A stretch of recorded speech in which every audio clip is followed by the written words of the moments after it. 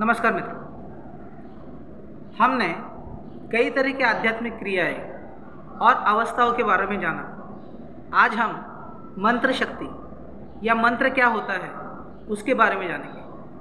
कोई भी गुरु जब अपने शिष्य को मंत्र देता है तो वह बात देता है जो परंपरा से चली आ रही है। उसे भी अपने गुरु ने वो मंत्र दिया था, उस गुरु को भी उसके गुरु ने मंत्र दिया था, उस गुरु को भी उसके गुरु ने, और उस गुरु को भी उसके गुरु ने। यह परंपरा से चला आ रहा एक ऐसा शब्द है जो गुरु अपने शिष्य को देता है और उस शिष्य के द्वारा उस मंत्र का पुनरुच्चार किया जाता है बार बार। किसी समय पर कोई माला धारण करके या केवल मन में या श्वास लेते हुए और श्वास छोड़ते हुए उस मंत्र का पुनरुच्चार किया जाता है। तो मंत्र एक तरह की पुनरुक्ति है। मंत्र क्या है? एक तरह की पुनरुक्ति। आज मैंने कपड़े अलग पहने हैं तो ये मत समझ लेना कि बात भी अलग होगी। बात वही है अध्यात्म की, बात वही है कॉन्शियसनेस की, बात वही है परमार्थ की, परम अर्थ की, सच्चा धन की, बात वही है। केवल आज कपड़े भिन्न पहने हैं। कपड़े बदलने से या शरीर से आदमी का भाव नहीं बदलता। जो वह अंदर से है, जो वह अंदर से है, यह भाव नहीं बदलता। कपड़े में नहीं हूं ना शरीर में हूं, मैं तो वह चैतन्य हूं जो अनादि है, जो अनंत है, जो अविनाशी है, जो अजन्मा है और अमर है। वही चैतन्य जो आप में और मुझ में बसा है। तत्वता आप और मैं एक ही है। तो जानेंगे आज मंत्र के बारे में। तो मैंने आपको वही कहा कि मंत्र एक तरह की पुनरुक्ति है। मंत्र एक तरह की पुनरुक्ति है। इसके बारे में एक कथा सुनेंगे। पहले एक कथा समझ लीजिए। कथा समझ में आ गई तो आप रहस्य जान जाएंगे। कथा सुनते वक्त मेरी ही तरफ देखना है, हो सके तो आंखों में ही देखना है, तभी यह कथा आप में उतरेगी, तभी यह कथा आप में उतर पाएगी। एक भिक्खु था जिसका नाम था नागार्जुन। यह गौतम बुद्ध का ही शिष्य था, लेकिन थोड़ी सी अलग समय में था। तो इस नागार्जुन भिक्खु के पास एक व्यक्ति आया, सामान्य व्यक्ति, और वह उससे कहने लगा कि मुझे आप जैसा बनना है, मुझे आत्मज्ञानी बनना है, मुझे आत्मज्ञान चाहिए। तो नागार्जुन भिक्खु ने सोचा कि तू यह क्या बात कर रहा है, तू तो संसारी है, संसार में पड़ा है, और इस चीज की तुझे क्यों आशा लग गई है। तो उसने बड़ी ही गंभीरतापूर्वक कहा कि मैं सब कुछ छोड़ने के लिए तैयार हूं, लेकिन मुझे आत्मज्ञान चाहिए, मुझे आत्मज्ञान चाहिए। तो ठीक है, नागार्जुन भिक्खु ने उससे कहा कि ठीक है, मैं तुझे आत्मज्ञान देने के लिए तैयार हूं, लेकिन तू मेरी एक बात मान, सिद्ध करके तू आत्मज्ञानी हो सकता है। वह मांग रहा था किसी तरह का मंत्र जो हजारों सालों से हिंदू धर्म, जैन धर्म और इतर धर्म के व्यक्ति एक दूसरे को देते आ रहे थे। फिर नागार्जुन भिक्खु उसे वैसी कोई चीज देना नहीं चाहता था। नागार्जुन भिक्खु ने देखा कि सामने एक भैंस चारा खा रही है, तो उसने उसे वही चीज कह दी कि एक काम कर, सामने जो गुफा है, गुफा का द्वार छोटा है, उस गुफा में घुस जा और सिर्फ तुझे यही कहना है कि मैं भैंस हूं, मैं भैंस हूं, मैं भैंस हूं, मैं भैंस हूं, मैं भैंस हूं। यही कहते रहना है 3 दिन 3 रात। तुझे ना कुछ खाना है, ना कुछ पीना है, ना बाथरूम के लिए जाना है, ना टॉयलेट के लिए, ना प्रसाधन के लिए, ना शौच के लिए, ना सोना है, ना और कुछ करना है। खाली बस यही कहते रहना है कि मैं भैंस हूं, मैं भैंस हूं, मैं भैंस हूं। तो उसने इस परीक्षा में उतरने का फैसला किया और वो गुफा के द्वार से अंदर घुसा और गुफा में जाकर पालथी लगाकर बैठ गया और कहने लगा, मैं भैंस हूं, मैं भैंस हूं, मैं भैंस हूं, मैं भैंस हूं, मैं भैंस हूं, मैं भैंस हूं, मैं भैंस हूं। 3 दिन 3 रात वह वही कहता गया, मैं भैंस हूं, मैं भैंस हूं। धीरे धीरे आंखें भी बंद कर ली और मन में भी यही, मैं भैंस हूं, मैं भैंस हूं। न कुछ खाया, न कुछ पिया, न सोया, न कुछ अन्य बात की, सिर्फ यही कहा, मैं भैंस हूं, मैं भैंस हूं, मैं भैंस हूं, मैं भैंस हूं। जब 3 दिन और 3 रातें पूरी हो गई और उसने आंखें खोली तो पाया कि वह भैंस बन गया है।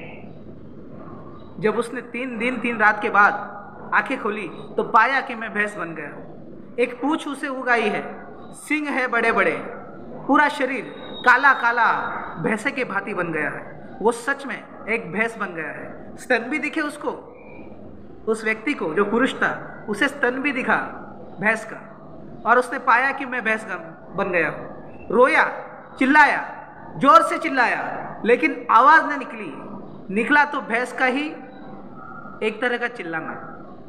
वह बहुत घबराया और गुफा के बाहर आने की उसने सोची। बाहर आने की कोशिश करने लगा तो गुफा का द्वार छोटा था, गया था तब व्यक्ति था, इंसान था, और बाहर निकलने की कोशिश करने लगा तो सिंह आड़े आ रहे थे। शरीर उस गुफा के द्वार से बाहर नहीं निकल पा रहा था।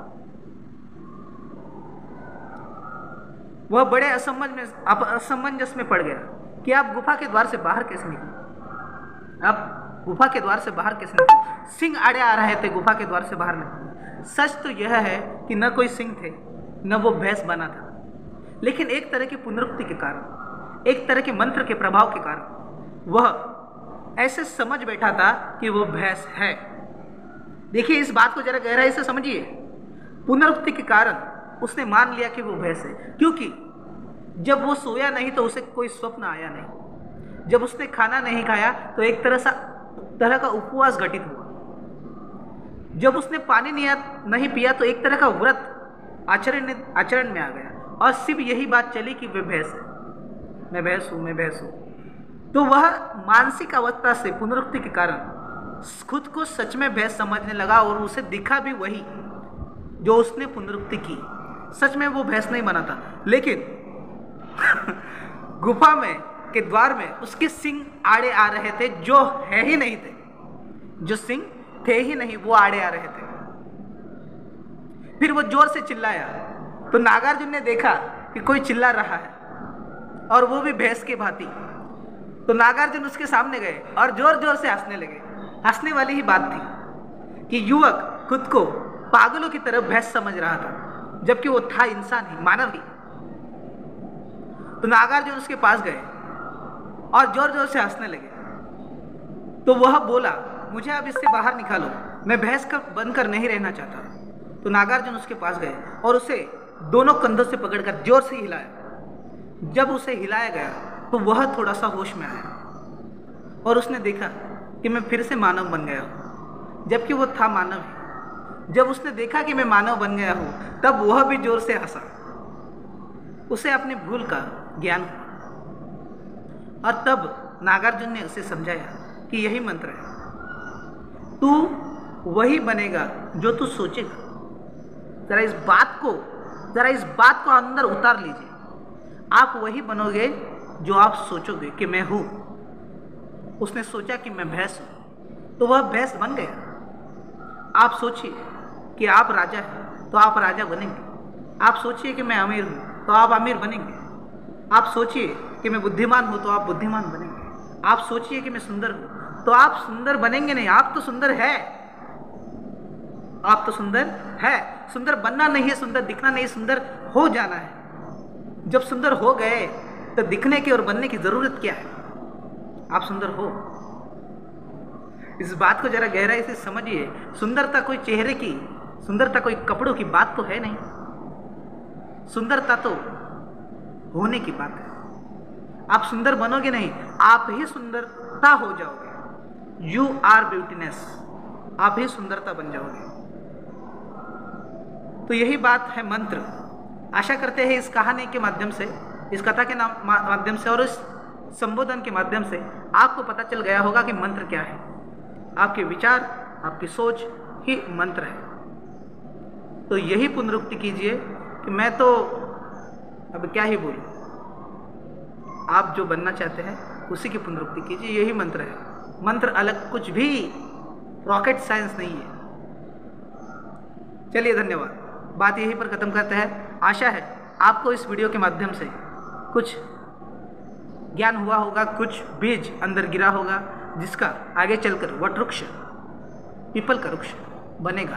दूसरों को छाया, प्राणवायु, ज्ञान, कई तरह की अन्य चीज़ें देगा। धन्यवाद।